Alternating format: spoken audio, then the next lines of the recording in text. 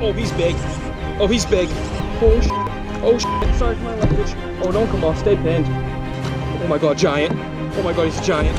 Oh, my God, he's a giant. Oh, my God. Oh, my God. Oh, my God.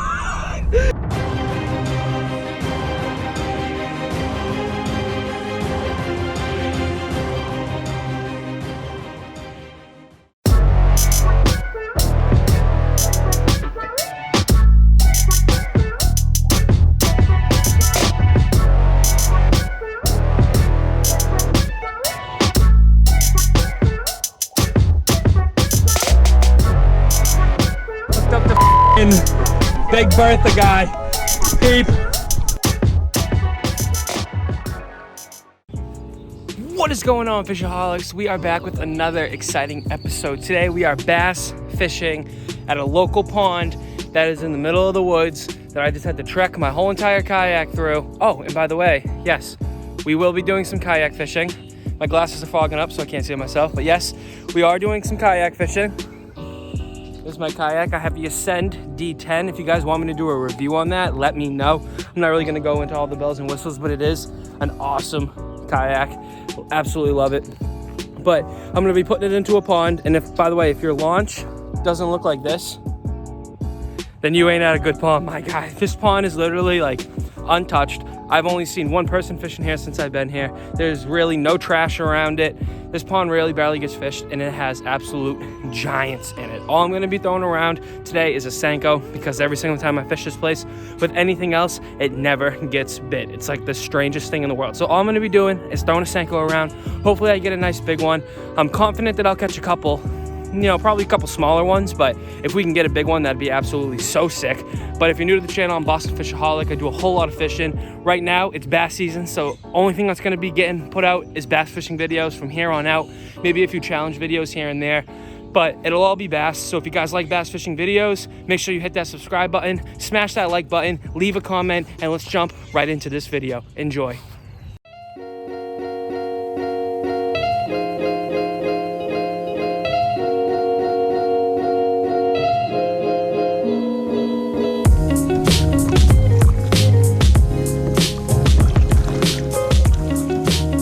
We're on the water, ladies and gentlemen. I'm just gonna cruise these shallows real quick. Sometimes you can see a nice one. I wanna see if there's any signs of any beds anywhere, because some fish are on beds in other places. Fishing crystal clear water. Like, I'm telling you, the visibility is at least 8 to 10 feet. It's like the only pond around me that you can genuinely see every little detail, even without polarized glasses. Whole bunch of laydowns everywhere, and I mean everywhere. This whole pond is just surrounded by laydowns and overhanging trees. So all I'm gonna be doing is just pounding the shorelines.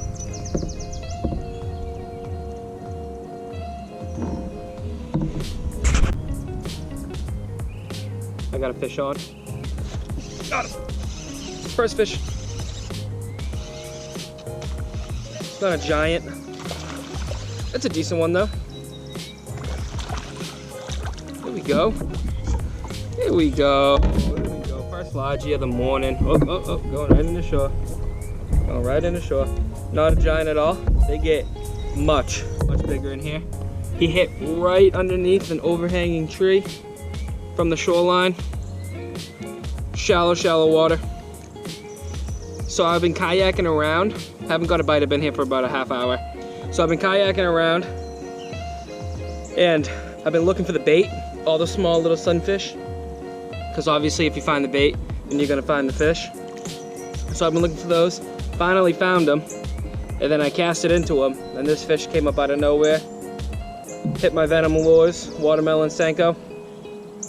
But yeah, not a bad one. Not a bad one at all. I'm gonna let it go. We got the first fish of the morning. Skunk's out of the boat. Gives me a reason to stay.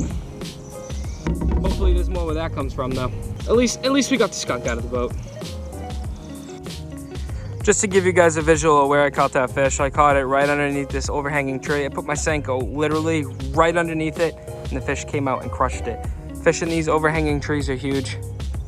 Huge. Textbook bass fishing. So if you see an overhanging tree, especially when the water temps are really warm, they're not really warm right now, but in the summertime when the water heats up, fish are gonna tend to hold to that type of structure for shade so they can stay cool. Pretty sure I just got bit. Oh yeah, he's on. Let him take it just a little bit. Got him. Oh, did he just come off? Oh, he just came off. Oh man, he really took off with that one and ran off. It took me a lot to catch up to him, but he didn't feel very big anyway, so not a big deal. I ain't worried. I just caught a fish, just missed a fish, so seeing some action on the other side of the pond, so I'm gonna keep fishing this side pretty hard. So I just want to talk about how I break down a pond when I'm at a pond. So when I pull up to a pond and I'm about to fish it, or while I'm fishing it, a whole bunch of things pop into my head as to where fish could be located and how I could catch them.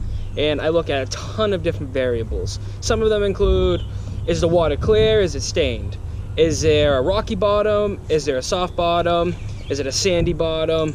Where's the structure? Are there down trees? Are there down trees in the middle of the pond? Are there rocks in the middle of the pond? I look for the points of the pond, steep drop-offs. There's so many variables when I'm at a pond that I like to look at, focus on, and that's usually where fish are gonna be stacked. This time of year, I like to look at the shallower parts of the pond that get the most sun, because chances are that part of the pond might be a couple degrees warmer, so the fish might gravitate towards that side of the pond. So when you pull up to a pond, you wanna consider all those things, because if you consider all those things and you go out and you seek rock, structure, wood, you seek points, steep drop-offs, you go out there and you find where the bait's located, those big schools of sunfish or those big schools of perch. When you find those things, those fish are going to be somewhere in that area. Now, you want to look for a wind-blown bank. If you got a wind-blown bank, fish that, because the bait will probably be pushed to the wind-blown bank, which means that those bigger fish are going to be pushing the bait and they're going to be eaten on that wind-blown bank. So those are a few things that you want to really look for when you're out here breaking down a pond and trying to fish it. Don't just pull up to the pond and just think that you're going to start casting and catching fish. Now, you can cast in the open water. I'm not saying that you won't catch fish, but if you hug that shoreline and you look for that structure, especially this time of year where structure holds heat, you're more likely to find the fish. Pretty sure I got a fish on. I don't know. It doesn't feel very big. I think he's swimming right at me. Got him. Oh, never mind. He's got some weight. Oh yeah, he ain't bad. He ain't bad. Oh yeah, he's decent. He ain't that big actually. Grab him. All right, there we go, man. It's been a grind. Oh man, look at that Senko. That Senko is gone. Absolutely gone. So, all right, nice and lively. Even though he choked that Senko, not a big one whatsoever. But whatever. A fish is a fish, right? These fish are so feisty in this pond too. It's like crazy.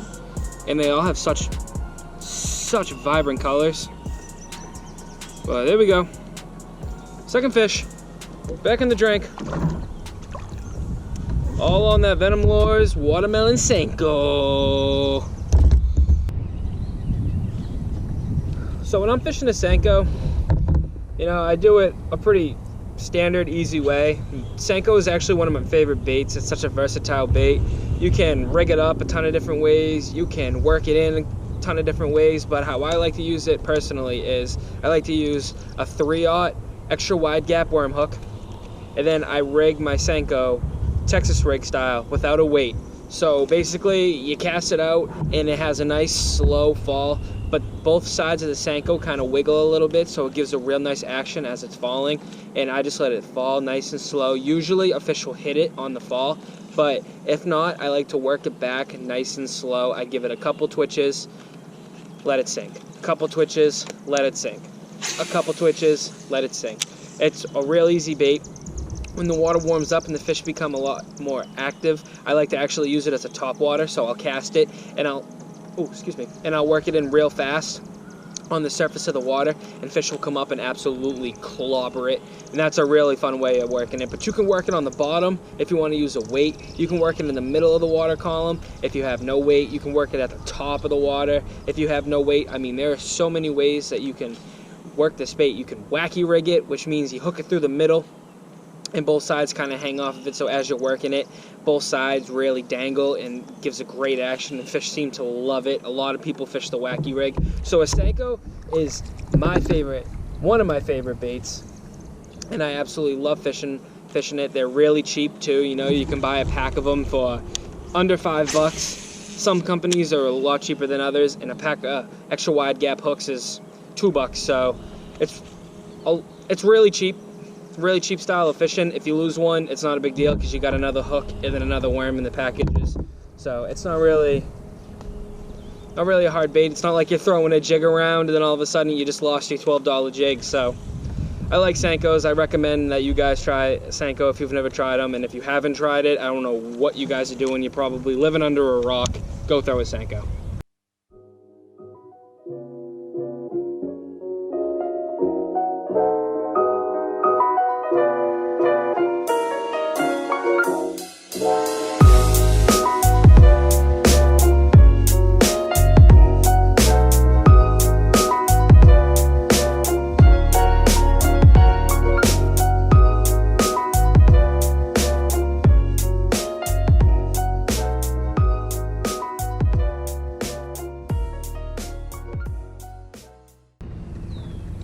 Oh, I got a fish.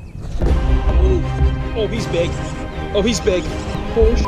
Oh, shit. Sorry for my language. Oh, don't come off. Stay pinned. Oh, my God, giant. Oh, my God, he's a giant. Oh, my God, he's a giant. Oh, my God. Oh, my God. Oh, my God. Yes! Yes! Yes! Yes! Yes! Let's go! Let's go! Let's go! Venom Wars, watermelon Senko in the mouth! Let's go! Look at that fish! Look at that fish! Woo! Oh my God, yes! Oh my God. Oh my God. Oh my goodness. Look at that. Woo! Persistence pays off. Woo! Look at that fish. Look at the belly. Yes. Yes. I told you there was giants in here, man. I told you that they get a lot bigger.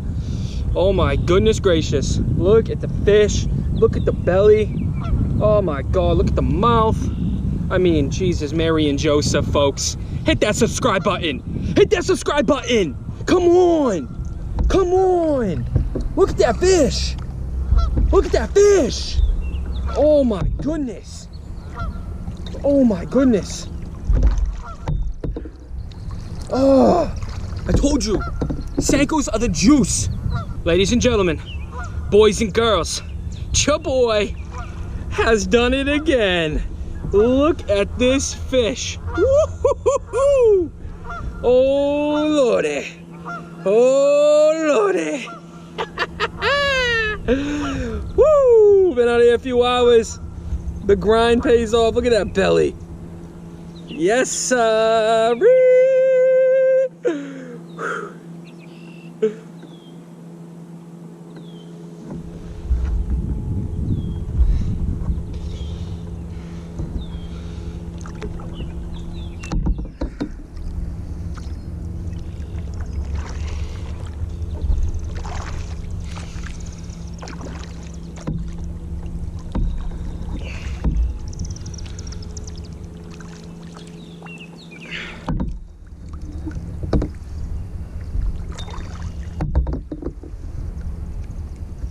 Ladies and gentlemen, boys and girls, your boy did it again. Look at that beast. Woohoo! Look at that belly right there, boy. That's an easy 4.5. Easy, no doubt about it. Look at that fish. Oh, last look at the giant. We're gonna get the release.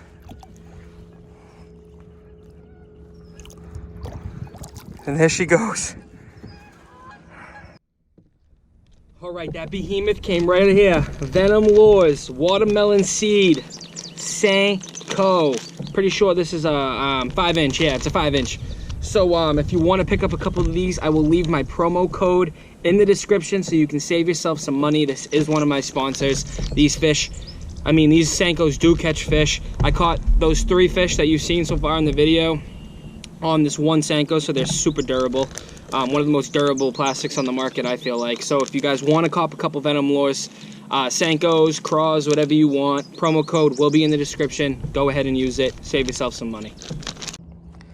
So I caught that giant right off this shoreline. I was lined up parallel to it, and I was working my bait this way back. As you can see, that's a real steep bank right there. So I like to fish that because in the water, it continues to be steep and it drops off super, super quick. You got a little bit of structure that kind of hangs off of it. So I also like that about that bank too. And that's why I caught that fish. That fish was probably sitting right as that bank started to drop off, waiting for a bait fish to come by, and he came out and absolutely crushed my Senko. So as you can see, steep bank, it continues to drop off in the water. I lined up parallel, worked my bait this way, and he came out and absolutely crushed it.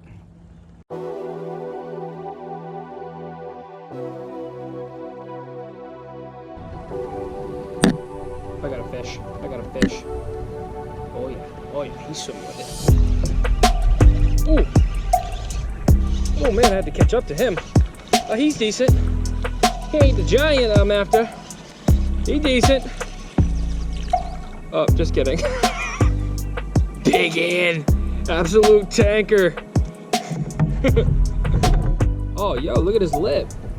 Poor guy, must have been caught before, even though I've never seen anybody fish this pond. Oh no, I take that back. I've seen one person fish it. Poor guy. Absolute tanker. I don't even know if he's like the size of the Senko. Let's find out here. See if he's even as big as a Senko. Hold up. All right. He's about 3 or 4 inches bigger than the Senko, but still, absolute dink. I'm gonna let him go. He's gonna become a 10-pounder one day.